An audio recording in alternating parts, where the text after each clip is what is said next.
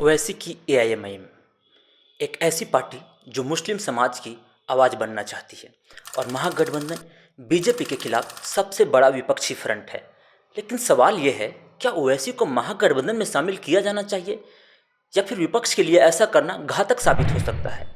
AIMIM की शुरुआत हैदराबाद से हुई थी, लेकिन अब इसका विस्तार यूपी, बिहार, बंगाल और महाराष्ट्र तक हो चुका है।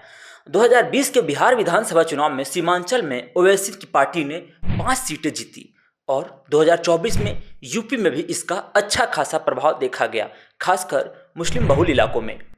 ओवैसी को गठबंधन में शामिल करने से कुछ फायदे हो सकते हैं, जिसमें पहला है मुस्लिम वोट का बंटवारा रोका जा सकता है और दूसरा सीमांचल जैसी जगहों पर एनडीए को टक्कर दी जा सकती है। तीसरा, विपक्ष को एक व्यापक सामाजिक समीकरण मिल सकता है, लेकिन इसके नुकसान भी उतने ही बड़े हैं। ओवैसी की कट्टरवादी छवि गठबंधन की सेकुलर छवि को नुकसान पहुंचा सकती है। बीजेपी को मुस्लिम तुष्टीकरण का मौका मिल सकता है, वहीं यादव, दलित और अन्य जातियों के वोटर नाराज हो सकते हैं।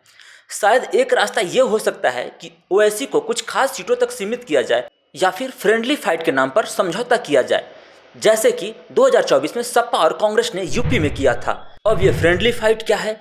फ्रेंडली फाइट एक राजनीतिक शब्द है जो चुनाव में तब इस्तेमाल किया जाता है जब दो सहयोगी दल एक ही सीट पर अलग अलग उम्मीदवार उतारते हैं, लेकिन आमतौर पर उनके बीच आपसी समझ या रणनीति होती है जिससे कोई एक पार्टी को ही फायदा पहुंचे। मान लीजिए एआईएमआईएम और आरजेडी एक गठबंधन में हैं, लेकिन किसी सीट पर दोनों पार्टियां अपना अपना उम्मीदवार उतारती है। हालांकि दोनों में आपसी सहमति होती है कि कड़ाई से एक दूसरे पर हमला नहीं करेंगे और चुनाव के बाद जो जीतेगा वो गठबंधन का ही हिस्सा रहेगा।